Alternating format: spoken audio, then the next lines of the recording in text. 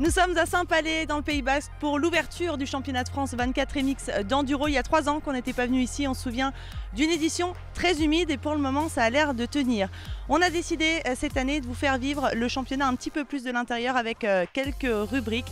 On aura notamment un fil rouge, un pilote qu'on suivra tout au long du week-end. On sera en inside dans une équipe et puis on va commencer par découvrir cette épreuve avec le président Philippe Daquin.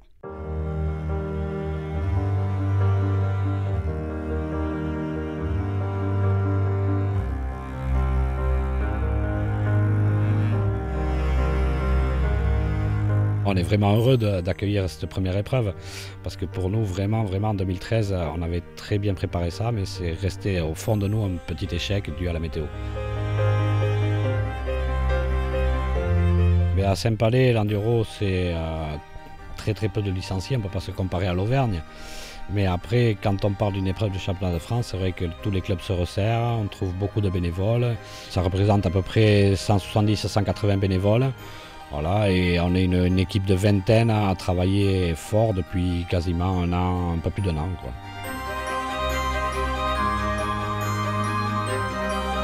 Là, on est dans un endroit très joli, dans un village qui s'appelle Antabat. Vous voyez le décor derrière, c'est magnifique. Et après, il y a plein d'autres villages. En fait, tout est joli au Pays Basque. Il y a du caillou et de la verdure, des vautours. Voilà. Des vautours. Des vautours, ouais. Ce week-end il va faire très beau et les pilotes vont les voir, les vautours.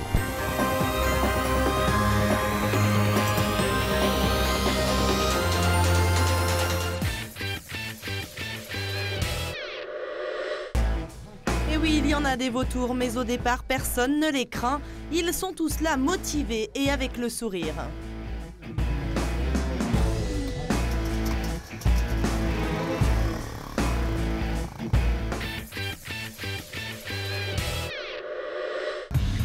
Il est champion de France des sables en titre et vient pour la première fois s'aligner en enduro. On s'est entretenu avec Camille Chapelière qui marchait les spéciales la veille de la course. Une totale découverte.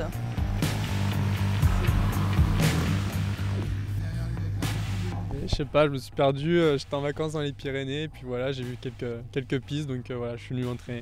Non, voilà, fallait que je roule à l'intersaison entre ma dernière saison de sable et celle qui arrive, et du coup voilà, je voulais me lancer dans l'enduro, voir à quoi ça ressemble, et puis je me suis décidé la semaine dernière de partir pour l'ouverture. J'ai été roulé chez David Frétigné et puis on en a parlé, et puis il m'a dit de toute façon il faut que tu commences un jour, donc vas-y. Donc bah voilà, je suis arrivé, depuis mardi je suis là et puis je découvre les pistes et ça n'a vraiment rien à voir. Mais bon après, voilà, c'est quand même du cross, hein. J'ai fait pas mal d'années en cross et donc bon, je sais prendre un virage. Maintenant prendre des virages vite sur des dévers en herbe, c'est vraiment compliqué. Et puis voilà, c'est vrai que ça n'a rien à voir, quoi. Dans le sable, on est habitué à virer dans des appuis monstrueux et là c'est du glissant, donc il faut avoir un gros feeling avec la poignée de gaz, avec la moto, faut être bien, faut avoir l'œil, il faut ouvrir et voilà, c'est vraiment à part. Autour de la 20e place junior de la première journée, il signe sa meilleure performance à la 16e position de la SP4.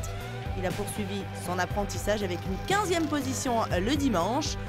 Mais il s'est rendu compte finalement que le plus compliqué en enduro, ce n'était pas de gagner des spéciales, il fallait encore changer le pneu entre les 2 jours. La particularité de la discipline, un grand moment de spectacle et de rigolade qui lui vaudra 2 minutes de pénalité le samedi.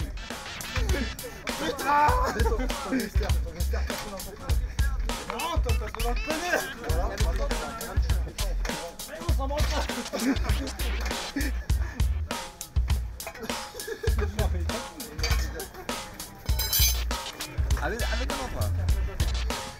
Samedi. Enlève-le.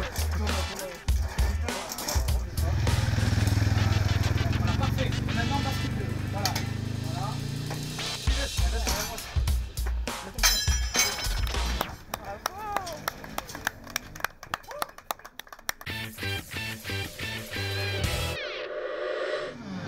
On part en course avec les meilleurs juniors et on retrouve à la 5e position le nouveau pilote Husqvarna Jérémy Miroir sur cette première journée. Il a surtout eu des difficultés dans la ligne, il remporte toutefois une spéciale.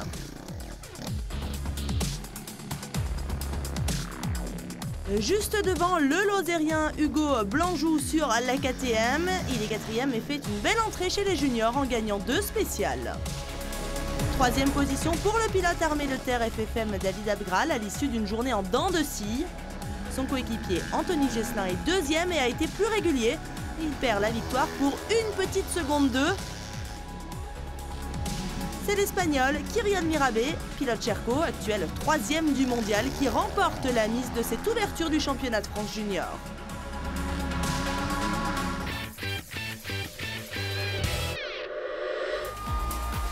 Deuxième journée des jeunes, David Abgral est 3e pour une petite demi-seconde sur Jérémy Miroir. Après un début de journée très moyen, il a pris à 2 reprises le meilleur temps de la catégorie pour se hisser à la 3e place. Et juste devant, comme la veille, on retrouve l'autre pilote de l'équipe de France Armée de Terre, Anthony Gesselin. Toujours très régulier, il n'a toutefois remporté qu'une seule spéciale. Il n'a pu contrer comme la veille l'Espagnol. Kyrian Mirabé s'impose à nouveau et s'offre le doublé. Le pilote Cherco compte à l'arrivée plus de 20 secondes d'avance sur son dauphin.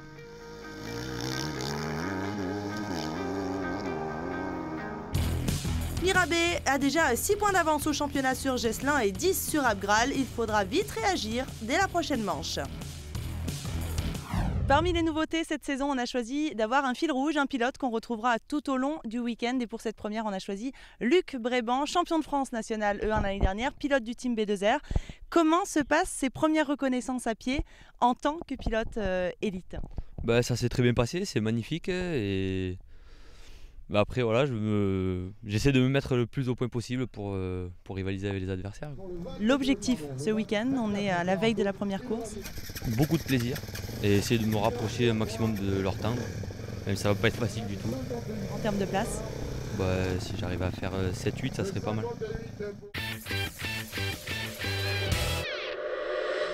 Et on passe à la course des élites 1, 125 et 2,5 4 temps, et on retrouve le rookie Théo Bollé à la 5e position. Le pilote TM s'est plutôt bien adapté à sa nouvelle monture et s'est même offert un 3e temps sur la SP7, encourageant. 4e place pour le champion de France en titre Marc Bourgeois. Avec ses nouvelles fonctions de team manager en mondial, le pilote IAM manque clairement de roulage et de rythme. Mais tout ça devrait s'arranger rapidement. Romain Boucardet est 3e. Le Lozérien a lui aussi changé de monture cette année et se retrouve au guidon d'une Yamaha. Il a remporté la SP7 mais perd la 2e place sur l'ultime spéciale au profit d'Anthony Boissière. Le pilote Cherco a fait une 2e partie de journée fantastique, revenant de la 4e à la 2e position grâce à un gros rythme. La victoire des élites 1 est signée à Julien Gauthier. Le pilote B2R a pris la tête dès la SP2 et a poursuivi son chemin pour s'imposer avec 13 secondes d'avance. Bonne entame de championnat. Une bonne journée avec des spéciales quand même magnifiques. Le temps il s'est tenu, donc on s'est vraiment régalé toute la journée. Après c'est vrai que j'ai fait un bon premier tour, et ce qui m'a permis de prendre un peu de marge, mais après j'ai fait une grosse faute dans la spéciale en ligne au 2e tour. Et du coup il a fallu que je cravache un peu quand même pour garder l'avance jusqu'à la fin. Du côté de notre fil rouge, qui je le rappelle, découvre la catégorie élite après un titre en National E1, objectif atteint, Luc Bréban termine 8e sur la 2,5 YAM du team B2R. Il a eu un peu de mal au début, mais s'est bien refait et a pris 2 fois le 7e temps des élites 1 dans le dernier tour. Ça s'est bien passé, sauf le premier tour qui n'a pas très bien commencé. Je casse mon étrier de frein, donc je fais toute la spéciale 1 sans frein. Après, on répare ta main que mal au CH, je repars en spéciale. La 2 je tombe, la 3 je tombe, beaucoup d'erreurs. Donc un peu compliqué, mais ça s'est bien fini au final. J'ai pris le rythme dans le 2e et 3e tour, donc ça va. Est-ce que tu as plus de pression de jouer la gagne en national ou en tout cas de bien t'en sortir en élite? Non, j'ai plus de pression de bien m'en sortir en élite. Parce que j'ai beau ne pas me la mettre, quand je vois leur chrono à la sortie, j'ai toujours envie d'essayer de me rapprocher un maximum et j'y arrive pas. Bon, demain on fait mieux? On va essayer de gagner une place et on verra. Seconde journée mouvementée chez les élites 1 et tout d'abord le gros coup dur pour Anthony Boissière qui arrache la banderole de SP4. Il met 5 minutes à repartir et se retrouve en fond de classement alors qu'il roulait devant. 5e position seulement pour le champion de France Marc Bourgeois. Une contre-performance due à une pénalité d'1 minute pour avoir pointé en retard un contrôle horaire alors qu'il jouait la gagne. Juste devant Nicolas Deparois qui a un temps occupé la 3e place jusqu'à ce qu'il soit définitivement menacé par Romain Boucardet. Le privé Yam a d'ailleurs commencé la journée sur les chapeaux de roue en menant les débats devant Bourgeois et Gauthier. Malheureusement, une chute sans gravité l'éloigne de la tête et il a dû cravacher pour finir sur le podium. 2e position pour le tout jeune Théo Bollé. L'ex-junior découvre et s'adapte parfaitement à sa TM et à la catégorie. Tellement bien qu'il était en tête jusqu'à la dernière spéciale, mais il s'incline pour une petite seconde 3 face à l'expérience de Julien Gauthier. Le pilote B2R s'offre un beau doublé en terre basque. Malgré tout, il a aussi pris conscience du danger de la jeunesse avec Théo Bollé.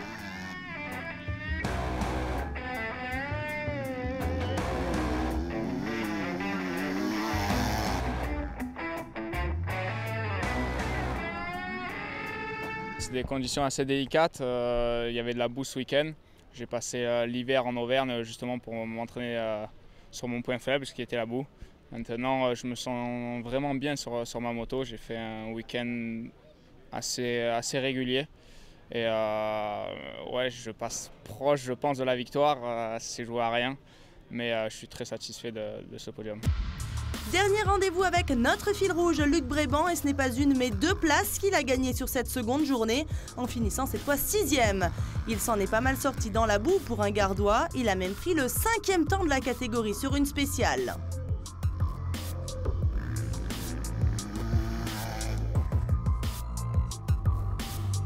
Je suis très content, surtout au vu des conditions météo, parce qu'en tant que bon Suisse qui se respecte, je suis vraiment pas fort dans la boue. Donc ça va, j'ai réussi à assurer des bons chronos, sans tomber, donc voilà, tout va bien, j'ai pris beaucoup de plaisir, c'était top. Un week-end positif qui va peut-être lui faire revoir ses objectifs à la hausse. Je pense que le top 5 ça va être encore un peu trop compliqué parce qu'il y a vraiment beaucoup de rythme devant, j'y arriverai pas, c'est pas possible encore pour l'instant. Il va falloir que je m'entraîne encore et que continue d'essayer d'accrocher leur chrono et que je me batte, voilà. Luc Bréban est quand même monté sur le podium en remportant 2 fois la nouvelle catégorie Néo-Élite. Luc, souris!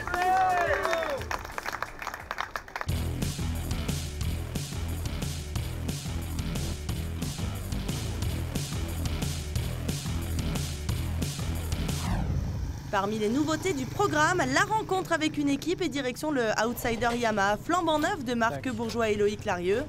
Ce qui nous a surtout intéressé, c'est la relation pilote-suiveur et son fonctionnement. C'est un peu un tout, un suiveur. Hein. Ouais, d'abord, c'est un bon mécanicien qui connaît parfaitement la moto et le pilote aussi. Donc ils sont choisis vraiment par leur capacité au niveau technique, au niveau des motos. Un pilote a besoin d'avoir confiance, donc en confiance dans sa moto, dans son staff et dans son mécanicien qui est suiveur aussi. Et toute cette alchimie de confiance fait que le pilote se sent vraiment, se donne à 100% dans une spéciale. Des mécanos un peu d'expérience, il n'y en a pas non plus énormément. Je pense que ça compte pour la réussite. Ouais. S'il y a quelque chose à changer vite pendant la course ou une panne à régler assez rapidement. Ouais.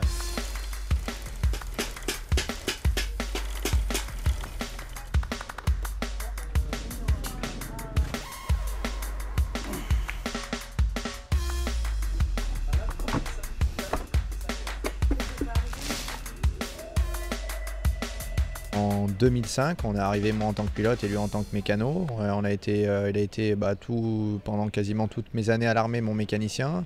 Donc c'est vrai qu'on se connaît super bien, c'est complice. Donc du coup on se comprend vraiment très bien. C'est ce qui fait aussi un peu notre force. C'est vrai qu'on se connaît, on est amis. Donc c'est assez important pour d'un simple regard, on se comprend et tout va plus vite et il n'y a pas besoin de gueuler pour faire des choses. Donc voilà, on s'entend très bien et c'est très bien comme ça.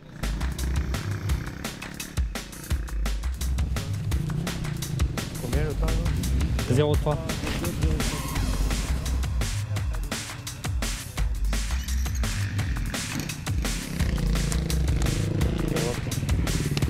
C'est un plus, ouais. Si on s'entend bien avec son mécano, qu'on a confiance l'un de l'autre, s'il nous dit de temps en temps, parce qu'il me connaît aussi, entre la spéciale, hey, t'as fait ci, t'as fait ça ou quoi, ben, on écoute parce que voilà, on se connaît. On se parle pas forcément, mais à la sortie de la spéciale, mais on le sait bien en se regardant que c'est une réussite de l'équipe et ouais, mécano pilote, mais aussi de l'équipe, quoi. Il y a toujours le petit mot qu'il faut lui dire quand il est dans la difficulté ou même quand ça va très bien. Il y a toujours un petit mot à dire, toujours pareil, un petit regard, des petites mimiques qui font qu'on l'encourage. Il faut trouver les bons mots parce que voilà, psychologiquement, il faut qu'il sente qu'il est soutenu et c'est là où c'est important d'être là. Allez, plein tube.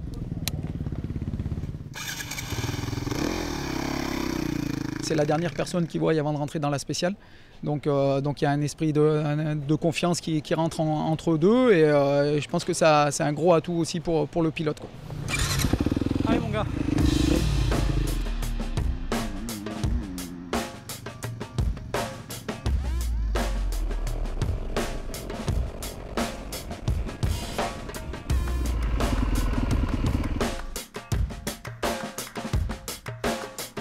L'avantage à Nico, voilà, c'est que nous on essaie de tout prendre à la rigolade et ce qui me va le mieux parce que si c'est trop sérieux, trop carré, j'arrive pas à rouler pleinement libéré. Avec Yann, c'est carré quand même. Yann c'est carré, mais bon, il commence à faire un peu des bêtises lui aussi, donc voilà, tout le monde se met un peu au pli de la rigolade tout en étant sérieux et en bossant quand il le faut. Après, il y a tous les autres mécanos où on s'entend tous vraiment très bien, donc bonne ambiance. Donc après, voilà, moi je suis là en tant que rôle, justement, on va dire, de chef d'orchestre, quoi. Et quand ça se passe comme ça, dans la bonne humeur, voilà, c'est simplement parfait, quoi. Un chef d'orchestre, de la bonne humeur et du sérieux, il ne manque plus que des titres pour cette toute jeune équipe pleine d'avenir.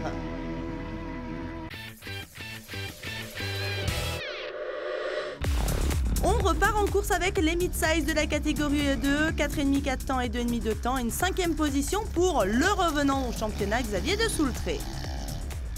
2 secondes devant, on retrouve Pierrick Roncin sur l'une des rares Kawasaki du plateau. On monte sur le podium avec Mathias Bellino, l'actuel meilleur français en mondial, a mené une bonne partie de la journée, mais suite à 2 chutes et quelques problèmes qui ont suivi, il échoue à 6 dixièmes de la 2e place. C'est le pilote Sherco, Jérémy Taroux, qui a su profiter des déboires de Bellino. En finissant très fort sa journée par une victoire, il s'est assuré la 2e place et de gros points au championnat.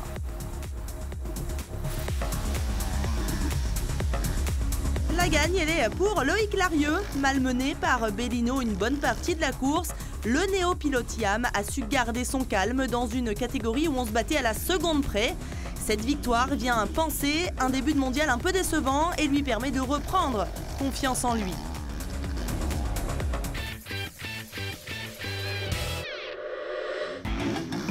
Deuxième journée pour les E2 et 3e position pour Loïc Larieux. Un peu moins bien que la veille, il n'a jamais été en mesure de se battre pour la gagne cette fois. Il termine à 30 secondes de la victoire. Jérémy Taroux est, comme la veille, 2e. Redoutable sur ce terrain, il a pris l'ascendant sur Larieux dans le 2e tour. Le pilote Sherco a remporté 3 spéciales dans la journée. Enfin, Mathias Bellino signe son premier succès national. Lui, qui a terminé à la 3e place la veille, avait à cœur de montrer qu'il était bien le meilleur français actuel en mondial. Il s'impose avec 20 secondes d'avance sur Taroux. J'ai fait une très bonne spéciale dans la boue. J'étais content parce que la boue, c'est pas mon fort. Et puis voilà, j'ai conservé mon avance toute la journée. Et du coup, en plus, c'est les autres qui ont fait des erreurs. Moi, j'en ai pas fait et j'ai remporté aujourd'hui, donc je suis content. Avec une victoire et une 2e place chacun, Bellino et Larieux sont au coude à coude ex-aequo au championnat en tête. La saison va être passionnante. Au bord des spéciales, le président de la Fédération française de motocyclisme, Jacques Boll, est venu apprécier le spectacle d'une discipline qu'il affectionne particulièrement. J'ai toujours dit que si j'avais pas été pilote de vitesse, j'aurais été pilote d'enduro parce que c'est vraiment moi, une discipline qui me plaît beaucoup. L'ambiance, etc. Alors, bon, la boue, bien sûr, il y a de la boue en enduro, il y en a moins en vitesse, mais c'est pas le problème. Je crois que c'est plus le plaisir de participer à une manifestation telle que celle-ci avec la camaraderie, l'esprit, je dirais, de convivialité qui règne, qui fait vraiment plaisir. Et je crois que l'enduro est réellement une belle discipline. Et c'est une discipline surtout qui ramène, je dirais, des garçons et des filles de tout âge, de tout niveau. On a ici au départ des garçons qui sont champions du monde, hein. Mathias Benelino était là. Et puis on a aussi des garçons qui vont faire la seule course de l'année, ils feront celle de Saint-Palais, ils n'ont aucune prétention, ils sont là pour s'amuser. Donc c'est le fait de pouvoir mélanger des garçons et des filles qui sont là pour s'amuser avec des champions du monde qui fait vraiment tout l'intérêt d'une telle manifestation.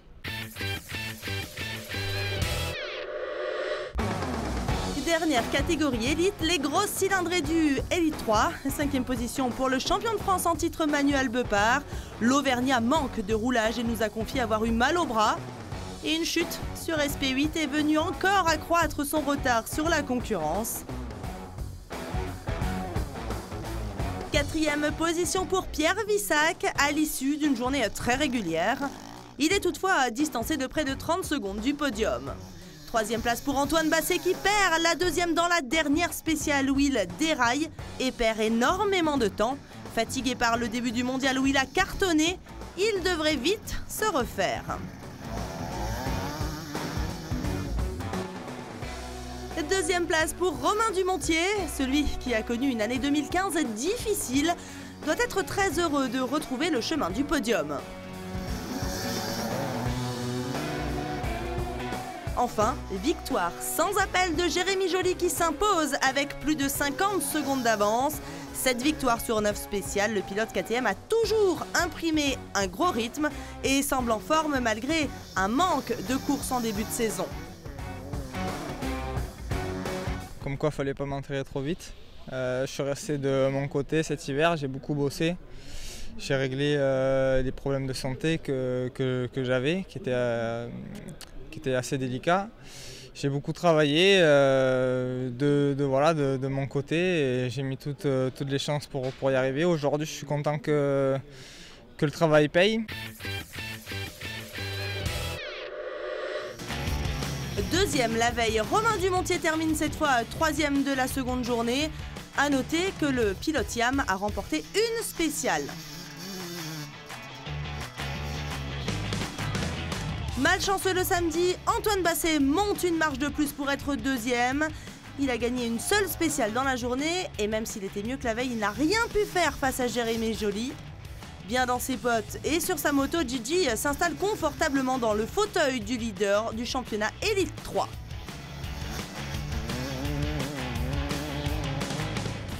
Fort de ces deux succès, Gigi est leader avec déjà 8 points d'avance sur Antoine Basset et Romain Dumontier. Chez les espoirs, avec une victoire le samedi et une 2e place le dimanche, Thomas Dubost prend le leadership de la catégorie sur la 125 KTM. Et chez les féminines, première ex-aequo au championnat entre Juliette Bérez qui s'est imposée le samedi et Audrey Rossa qui a gagné le dimanche. Enfin, côté constructeur, carton plein de la firme française Sherco qui remporte les 2 journées. Nous en avons terminé avec cette première manche du championnat de France 24 MX, c'était à Saint-Palais. Et je vous donne rendez-vous les 28 et 29 mai prochains. Nous serons à Chemillé sur un droit. Ciao, ciao!